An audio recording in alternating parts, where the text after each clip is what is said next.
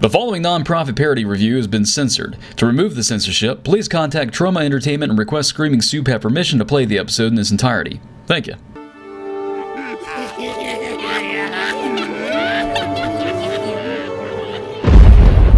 Shit on a pogo stick! What the hell do you think you were doing, Kaduki man? Oh, please don't call me that. Shut your sushi hole when I'm talking! First you sent spies in the full moon without my consent, and now this Bay of the Chicken Dead fiasco? You're lucky Emperor Douche Canoe up there hasn't already dropped the big one on our heads! I was only trying to help. I didn't mean for things to get worse. Well, way to go, Mr. Diplomacy! Who knows what will happen to after your fuck-ups? Band is probably hovering over the toilet now, working on shitting out some fresh mini-terrors to bite off everyone's ankles. Well, if you would give me another chance. I sentence you to death! No. That's a little harsh, Dad. Can't we just lock him up for a while, like a timeout? Sometimes I regret you being my favorite son of superhuman size and strength. Alright, lock him away in the power plant. No, wait, Dad, I'll do better. Just give me another chance. Father! Things are more sensitive than my hemorrhoids right now. The slightest incident could tip this mess back into full-scale war, and you know how poorly we do in war. Don't worry, Dad. With my brother safely out of the picture, what could go wrong?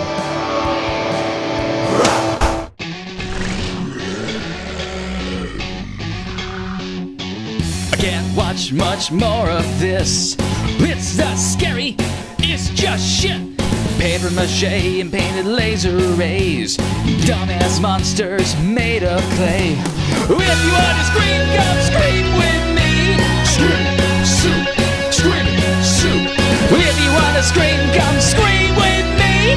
Screaming soup, screaming soup. What the hell is this supposed to be? Action, romance, or sci-fi comedy? I just don't have fucking time for this shit. Bring on the blood and show me the tits.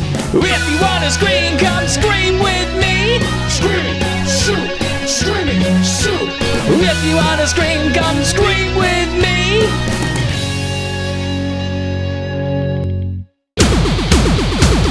Man, it's bullshit how they shut down the Rage Cage.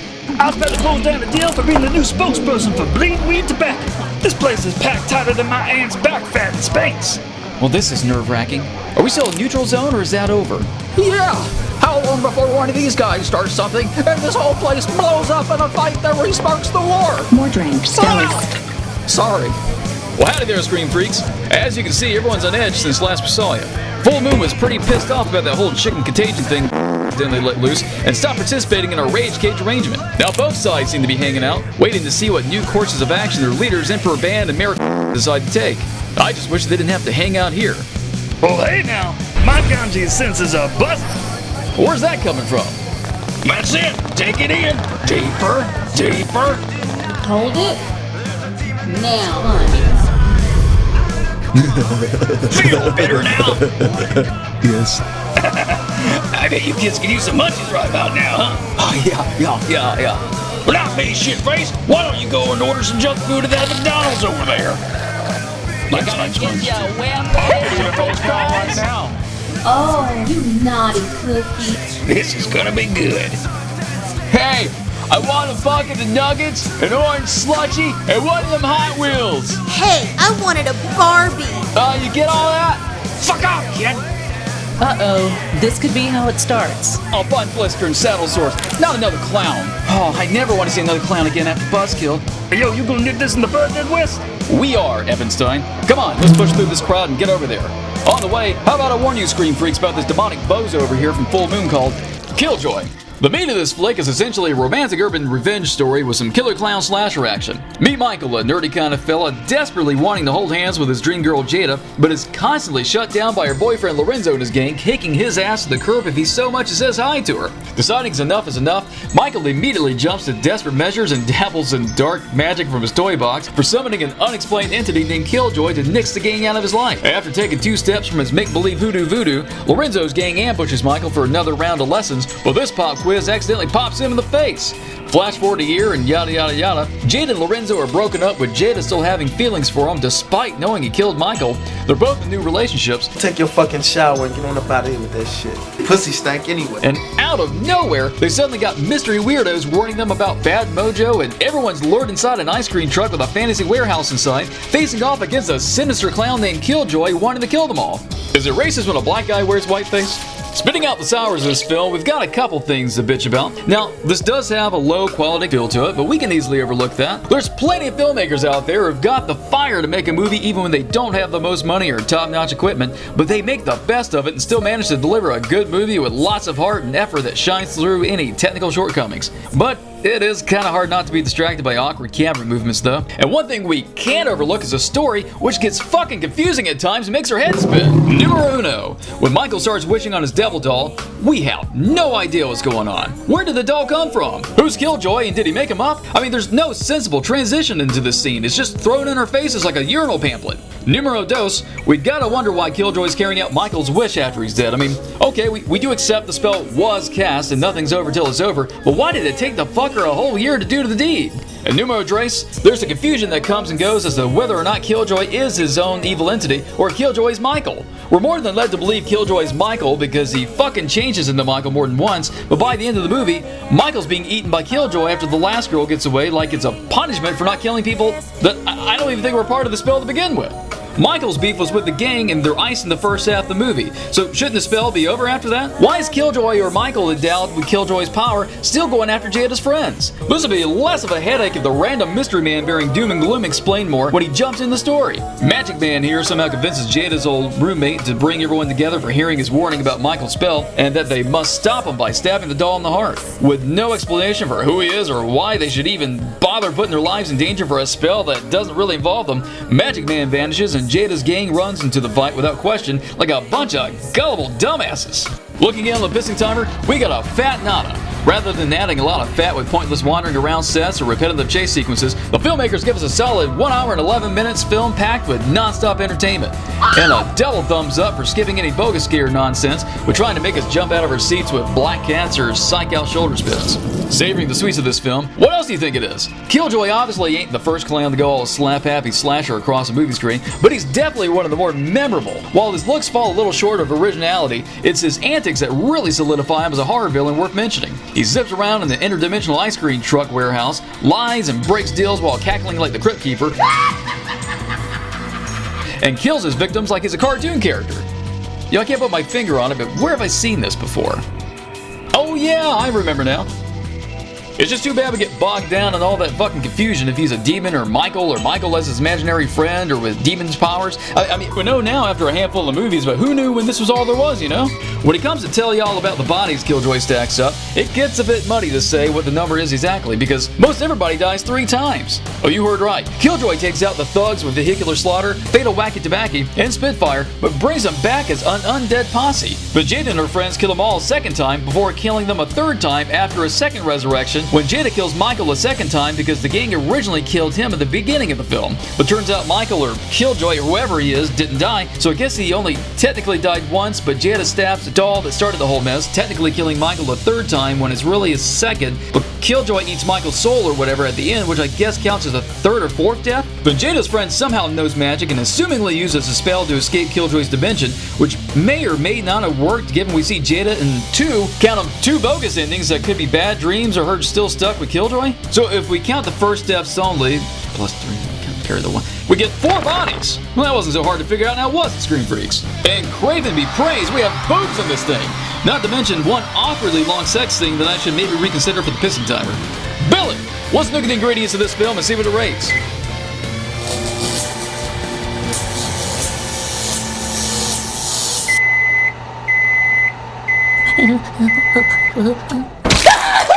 Three out of 5. Killjoy was unique in its own right, but the flimsy story and lack of memorable moments and characters, except for Killjoy that is what leaves this an average popcorn flick for passing a rainy afternoon. We should have made this more like a Pumpkinhead story with Michael summoning Killjoy to axe the gang, and then team up with Jada to stop Killjoy's rampage before he takes the whole hood to the 7th circle of hell when the spell backfires somehow. Other than that, spice up the camera work, make sure the math of your own made-up myths add up to something everyone else can follow, and you lose all tension when everybody's got lives like a cat. I recommend this film for fans of Pennywise from It, Chuck E. Cheese if they need new ideas for their indoor playgrounds, and ice cream truckers needing to indulge some fantasies without Clint Howard's involvement. But what do I know? I like killing tomato movies. Coming through, boom, boom! I want an order of your bitchin' shoes. Only it zips up your retarded asses. What a joke. I think someone needs to remind Mr. Happy here about customer service. The name's Killjoy. Oh shit, move! Oh, here we go. Showtime. You sit your asses down now. Chillax, guys. What's that pecker bone doing? Fight. Well, settle down now. I think I don't crack my ass. Killjoy's our biggest threat here, Screen Freaks, so why don't we see what we can learn about stopping him with a review of his sequel, Killjoy 2. The meat of the Supernatural Killer Clown sequel has absolutely nothing to do with the first Killjoy movie. No sir, we start from scratch with an all-new gang from the concrete jungle who are juvies being driven out to the sticks to work off their sentences as free labor renovating a home for underage offenders. And if you can't tell, the youthful-looking folk of the adults and the older crowd of the juvies. Confusing, I know, but this just reminds us how important a casting director's job is. So this van of blooming criminals breaks down for no reason in the middle of bumfuck nowhere, and they split up to look for help in the worst ways possible. One of the guys thinks his wise to break in houses to use a phone and is greeted with a Hicks home security system to the chest. Flipping their shit over their friend's injury, the gang take their chances at another house where a witchy woman lives and crash while she works for some hoodoo voodoo on her dying idiot. In the meantime, the juvies recap the first Killjoy movie they somehow heard about and push their luck to summon a backstabbing demon clown for saving their friend. Desperate times call for extremely stupid measures. And as you guessed it, Killjoy pops up so the filmmakers wouldn't have complaints about false advertising, and he's only interested in stacking up bodies in this sequel,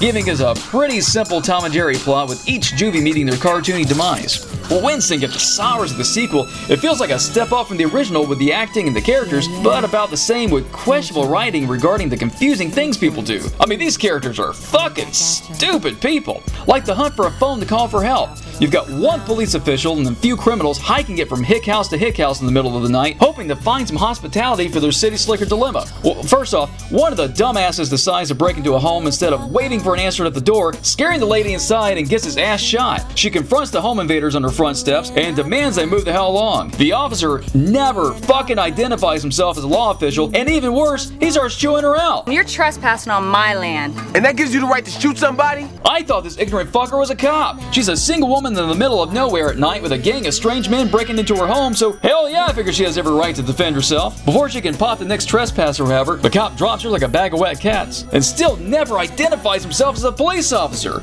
All that, and this wrongfully shot woman doesn't even have a phone or a car, leaving them to repeat the same bad decisions as they charge into the next house with guns in women's faces, and law officials still refusing to take the time to identify themselves or state their intentions. What the teetotal fuck? The bad decisions just continue after that, with the criminal youths calling Killjoy to come and fix things, and when everything's said and done at the end, the last juvie girl is calling her mom to happily report she's on her way home? What? Why the hell does she think her handlers are going to take her ass home? And after all the horrible decisions these two have made, they might just be that stupid. After all, the she-cop here blindly jumped into a voodoo ritual to stop Killjoy when she hadn't seen so much as a dead body and much less Killjoy.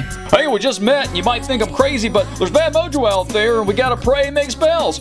Okay, it makes no fucking sense. Calming down a minute to look at the pissing timer, we clock a big fat nana, which means even with this flick sours, we're given an entertaining film with little to no drag in it.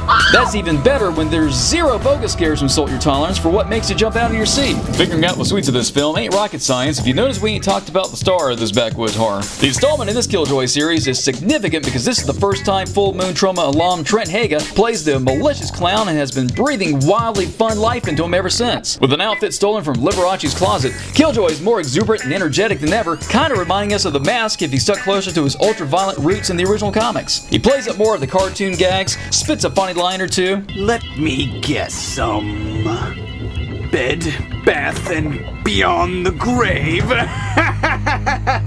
And shows some personality with the things that irritate him. Lord of the night, and of the moon, and of the stars. I guess the only question is, how long is this going to take? So Trent's performance is definitely a step up from the first movie, but it's a bit of a step back when you notice Killjoy's not quite as fantastical as before, whereas he had a whole Killjoy warehouse dimension in the original, but here he's reduced to running around the woods like a regular old slasher with pretty lackluster slash and dashes that don't exactly escalate the story. Looking at one of my favorite parts now, Killjoy 2 stacks up 6 bodies, which is a good average number for a slasher flick. As mentioned before, the kills are at best, but there are some fun moments though, like Killjoy dropping chattering teeth on a girl taking a piss. It's all off camera, but still a fun idea and better than pushing kids in a pipe or making the Lost Wayans brother stab himself in the face. Oh, and this is cool. When Killjoy hexes a skull and kills a voodoo woman with it. Now, you want to know how they defeat Killjoy in this one? I have no fucking idea, y'all. The City Slickers concoct some kind of magic liquid they slosh in Killjoy's face, and it looked like it hurts him sure enough, but we never actually see him die or fade away or nothing. We just cut the morning and see the survivors walk away from it all. Fucking lazy-ass filmmakers, what the fuck happened? And no sugarcoating it, we get absolutely no boobs in this movie. But to make up for this off-camera romp fest, feast your eyes on these silky milkies. Billy! Let's look at the ingredients of this flick and see what it rates.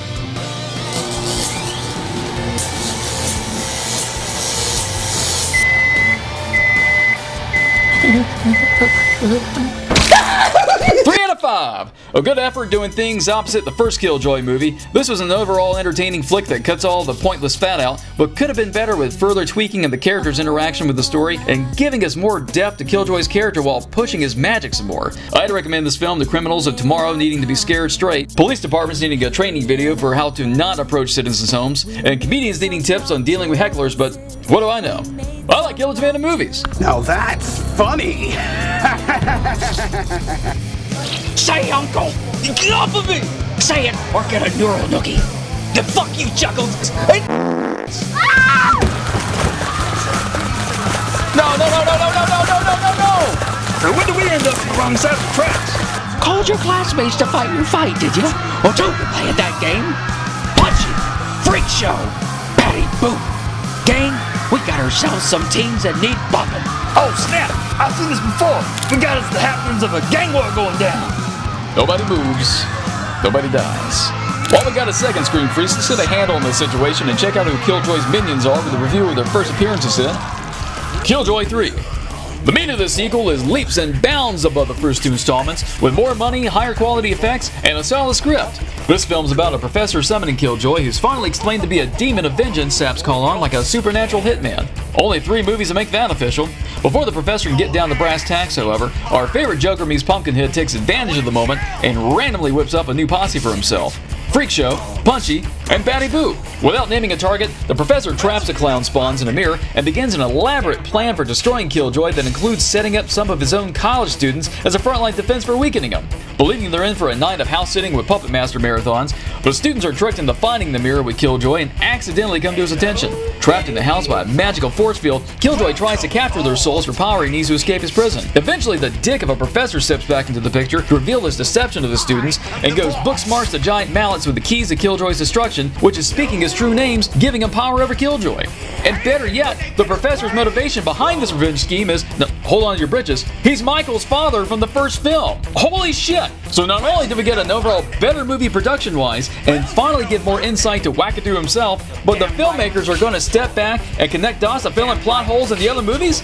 Hot damn! I'm happier than a sterile jackrabbit! Looking hard for any sours in this film, it's pretty difficult. I mean, the logic the characters followed in the first 2 movies always left us laughing and screaming like, what are you doing at the screen? But these students are damn smart. Like when they get trapped in the house, they're clever enough to stick notes on the windows for help. And when they enter Killjoy's mirror world to fight his insane clown posse, they know salt can be used against supernatural forces and fall back on their wits to masterfully mindfuck and manipulate the dysfunctional gang. Now, I admit the students may not have been the most compelling bunch to watch, but they sure aren't boring and make you care enough about them when they're in deep dog shit. Really stretching the line of criticism, I guess it'd have to be the inconsistent magic mirror logic. Killjoy can manipulate certain things in the real world, but isn't powerful enough to leave the mirror, which is why he has to use tricks for bringing the students to him. The first guy gets sucked into the mirror world in a kind of out-of-body experience, leaving his physical ass back in the house where the others can easily shake him out of a Freddy Krueger-like beating. But then the next one sucked in is all in, and she doesn't leave behind a body for them to shake awake, which forces them to go in and save her. Why one and not the other? It's not like Killjoy killed the first guy and was strong enough to pull her completely through, so what sense does this make? And now that I think about it, the professor planned for the students to tangle with Killjoy's Circus of Pain to weaken the demons, but if they end up dying, then won't Killjoy just be stronger for the professor's name-calling showdown?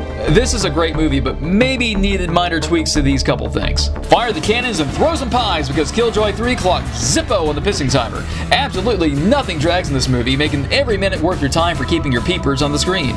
And if that weren't good enough news already, we also check out Big Fat Nana for bogus scares, leaving us with filmmakers above cheap scares. The pattern with the suites of these films being Killjoy may be getting a little old by now, but this time he's got a supporting gang of grease-faced minions to share the the spotlight with. Trent Haga owns the role of Killjoy in this film. With a much better script compared to Killjoy 2, Trent's given more to do as Killjoy, which offers more depth and more insight into the character, while giving Trent more range as an actor.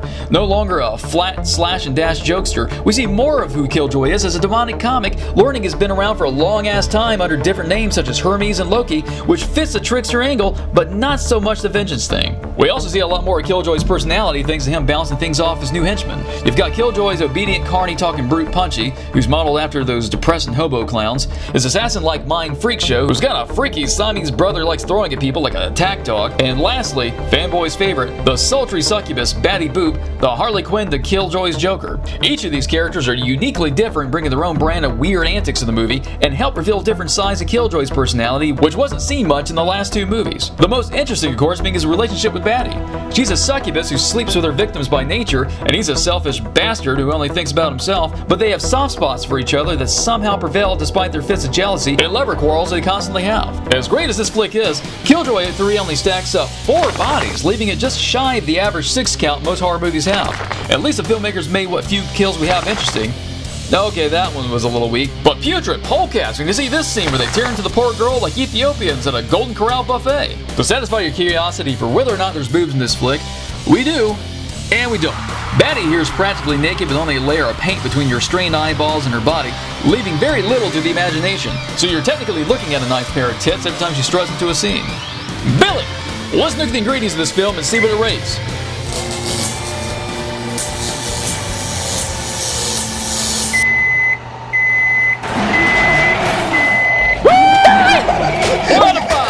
Killjoy's moving on up, proving sequels can surpass previous installments. An amazing turnaround for the series with a cool new cast of horror heavies. This film was near perfect if we could have made the students as memorable as the clowns, iron out the kinks in the professor's master plan, and keep the rules for interdimensional travel a little more consistent.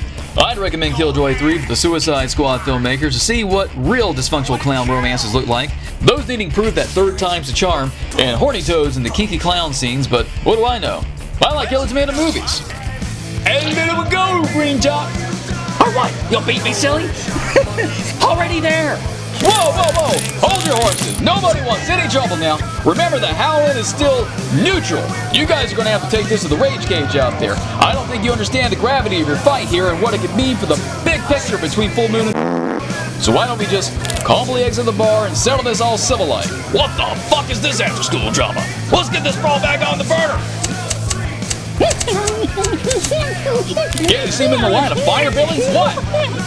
1, 2, 3, 4. I declare a gang war. Son of a bitch!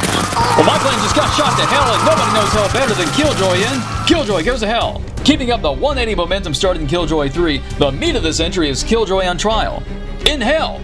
In space! Or something like that. Anyway, after a couple of botched kills we know of in the last two movies, some bigwig in the underworld decides to bring charges against old Happy here for not being evil enough to carry out his duties as a demon. Not too different from your favorite courtroom dramas, this Judge Judy meets Circus O'Cray gives us the devil's advocate Jezebeth, a jealous ex-girlfriend of Killjoy's, versus Killjoy and his volunteer lawyer, a pipsqueak human turned pipsqueak demon named Skidmark, with the dishonorable Judge Beelzebub presiding. With his names and bad reputation on the line, a depowered Killjoy's gotta come up with the greatest escape plan hell's ever seen, or prove just how evil he is before the judge erases him from existence with each strike against his character. As sweet as Clown Court in Hell surprisingly is, we do unfortunately have some sours that hurt the film, and it's everything outside Clown Court in Hell. Opposite Killjoy's trial, we're periodically brought back to Earth to check in on the final girl from the last movie, and her shit dealing with police and doctors trying to understand what happened in Killjoy 3. This buck is worth a pissing time, ultimately adds nothing to the story as we impatiently watch people we don't give two fucks about, discussing stuff we already know, and doing absolutely nothing that has any impact on the story, much less Killjoy's predicament. Fuck! Alright, that's not entirely true. In a last-ditch effort to save his wretched name, Killjoy does call the final girl to the stand to tell everyone how horrible it was for killing her friends, which earns him the right to fight for his title as numero uno clowno demonico, but we didn't need to spend a fifth of the movie building up to it. They should have just kept her being kidnapped to hell and axed the rest. It would have kicked this from a full-length feature back to a shorter runtime like the rest of the series, but it's worth it to avoid these sand traps dragging the energy down. Coming right off that comment, let's go ahead and take a peek at the pissing timer, where all the all bullshit with the final girl and the authorities clock a whopping 21.3 minutes of pissing time. Putrid polecats! I appreciate the filmmakers pushing the script for us to have a full-length movie, but either leave it on the cutting room floor or give us more clown court for this effort. At least we don't have any bogus scares wasting our time, so thank Craven for the little things. Alrighty, for those who've been watching the last 3 reviews, let's save the sweet part of this film altogether. 3, 2, Killjoy! Trent Hagen returns as a clown prince of hell, and his performance is on fire as Killjoy's expanded cinematic universe allows him to further develop the character well beyond the simplistic slasher we were first introduced to. From the moment Killjoy is dragged to hell, we're all in as we watch his superiors challenge his integrity and root for Killjoy to beat the odds as the anti-hero he's unexpectedly become. This is like a Nightmare on Elm Street suddenly released a sequel with Freddy Krueger's victims putting him on trial, or a whole movie with Pinhead going to war with other interdimensional forces, and who even does that? But it works! I don't care Killjoy isn't running around killing people because the character in the story is strong enough to keep me invested in everything he's doing, and I want to see how he comes out on top. We also have the return of Killjoy's minions who are called to the stand as witnesses, but don't work out the way Killjoy hopes. Where were you on the night in question? I whiz us whizzeth Kizel Jizzoy and his Kizessel in the Dizel. He only speaks Carney. Of course, the minion we're most interested in seeing return is Killjoy's squeeze, Batty Boop, who still carries the torch for her greasy-faced lover, despite their turbulent past, even if it hurts them. He snapped his fingers and blew me to pieces. I apologize, all right? I'm sorry. There, I said it. Are you happy now? What a humble, noble, thoughtful thing to do. That will be 20 names.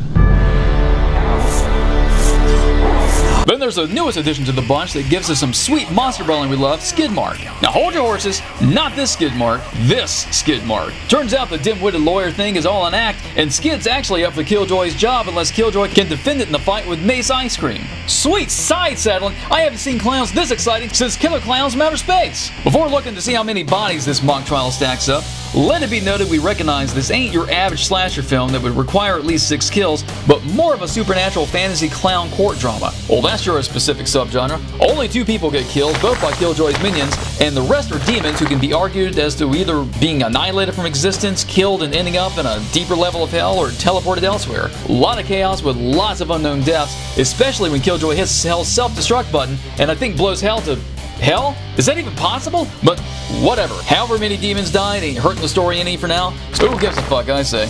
But what we do give a fuck about is this flick's got some hot tamales parading all over the screen, but no clear payoff except for batty boobs that still leave little to the imagination, but not quite the same satisfaction as a bare pair of silky milkies in your face.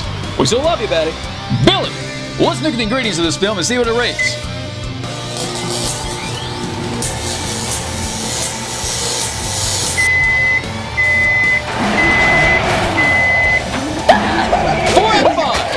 A fun romp, Killjoy Goes to Hell dares to break away from his slasher roots to give us more than we ever asked for, in a good way, like impressive sets, multi-layered characters, and a rich story. If only they could have had more depths and exhale the shit with the people investigating the events of the past movies. I'd recommend Killjoy Goes to Hell to prison film buffs needing something different, McDonald's to get a glimpse of Ronald's trial in cattle hell for stuffing all those people with murdered brethren, and anyone looking for inspiration for the next musical on Broadway, but what do I know? I like Killjoy made movies. Mandy, you okay? So far. This is getting out of hand. No shit. Why don't you Screen Freaks help us think of a quick way to snuff out this first fire with a review of Killjoy's next movie, Killjoy Psycho Circus. The meat of this meta sequel is Killjoy falling on some hard times after escaping hell the last movie, finding himself stuck on Earth as a semi-mortal who's got to make a living hosting his own variety show called What Else?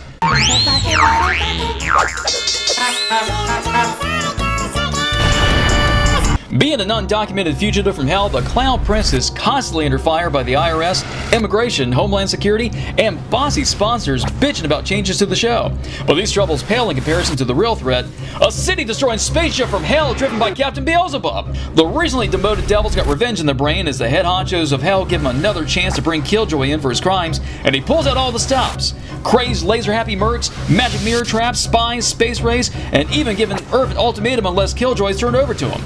All this because Fish Breath let one girl get away? So with hell on his ass and Batty on his you-know-what, Killjoy's got to work fast to blow this planet before he's forced to repeat Killjoy Goes to Hell. kicking up the sours of this rectal scan. I've actually got some criticism over Killjoy, believe it or not. I'm still digging him as a character, and his performance is better than ever, but the filmmakers kind of turned him into a bit of a wuss in this one.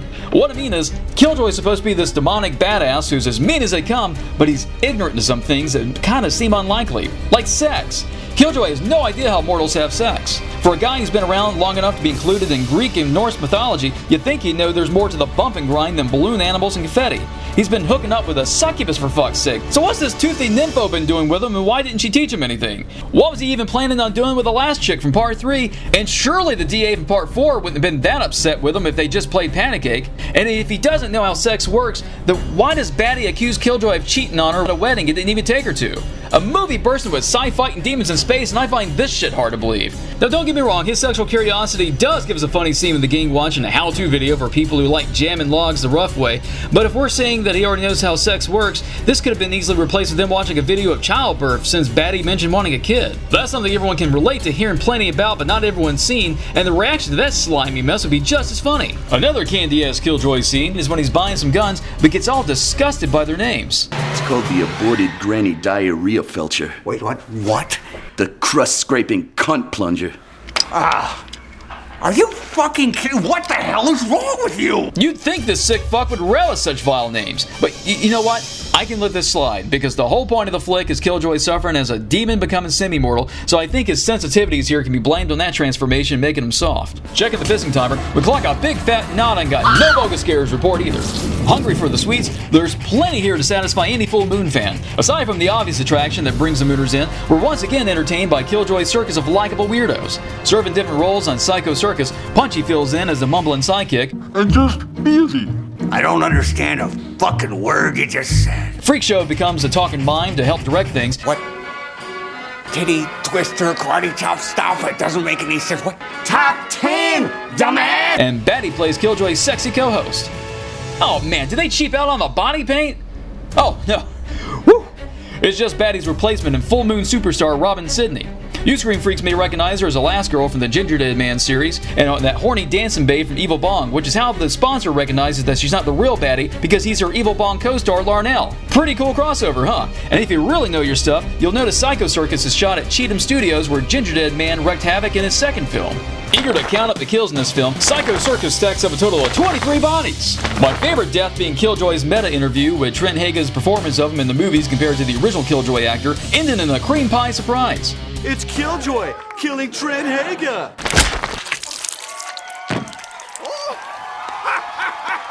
While 23 bodies is nothing to laugh at, the filmmakers certainly go above and beyond with an additional studio full of dead clown worshippers and Paris being fucking obliterated.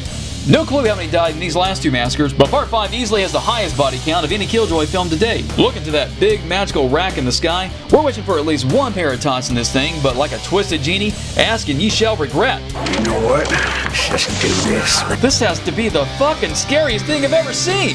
Seriously, watching these two bumping uglies in my yard is way more terrifying than them running at me with a knife. Billy!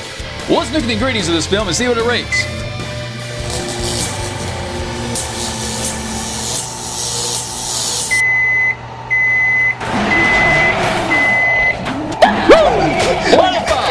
A fun story that steers the series into new territories, keeping the characters popping fresh. I don't fully agree with Killjoy's treatment in this, or how quickly the 6 psychos are taken out after being built up so much as badasses, but this is such a great step forward for the series and worth watching more than once. I'd recommend Killjoy Psycho Circus to fans of Iron Man CGI, people still playing Mortal Kombat, and lovers of silly romances. But what do I know? Well, I Killjoy made movies. Looking back at the Killjoy series overall, this has to be one of the more interesting movie monsters out there, with films that keep pushing boundaries and evolving to where no two movies are the same. Killjoy started as a cheaply made, poorly explained supernatural slasher, and is currently a high-quality demonic anti-hero fugitive from hell. Quite the leaps and bounds I haven't seen since the Leprechaun movies, but the difference is every one of these are tolerable. The Killjoy films start off weak but end strong, and we suggest you check them out and look forward to the next handful of sequels we're hoping Full Moon pumps out with the rest of their Ginger Dead Man and Evil Bong flicks. So how are we gonna stop this? I think I got it. Hey, X-Machine!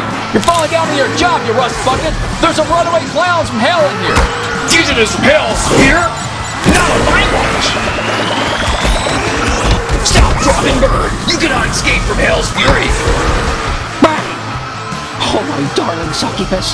Oh, You pieces of obsolete scrap! Why don't you try to take this class down? Come on! The being dissed! Bring the big gun!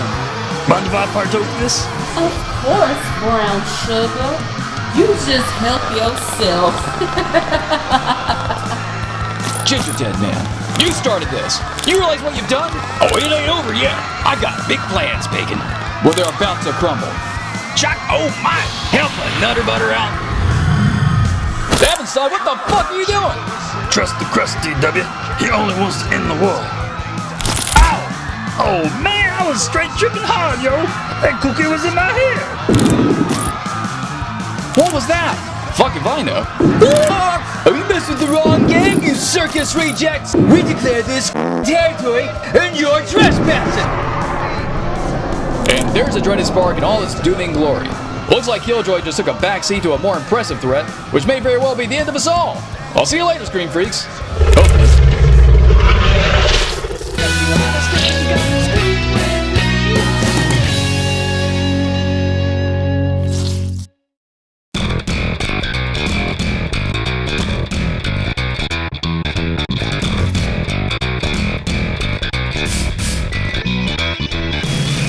Well, howdy there, Scream Freaks. Well, thank you kindly for watching, and help yourself to more servings of Screaming Sue by visiting our site at screamingsue.com. You can read our weekly updates, character bios, and interviews, catch up on past episodes, browse our store, and drool over the Howl-Inn Hottie of the Week. If you want to scream at us, just holler at screamingsoup@gmail.com, and don't forget to stalk us through social media, conveniently linked at the top of the site.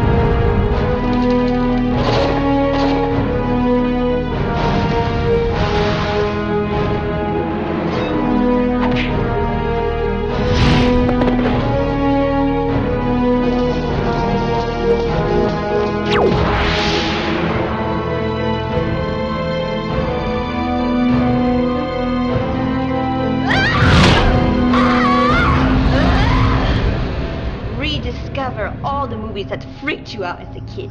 Subscribe to our Full Moon channel on Amazon. It's like Netflix for loonies.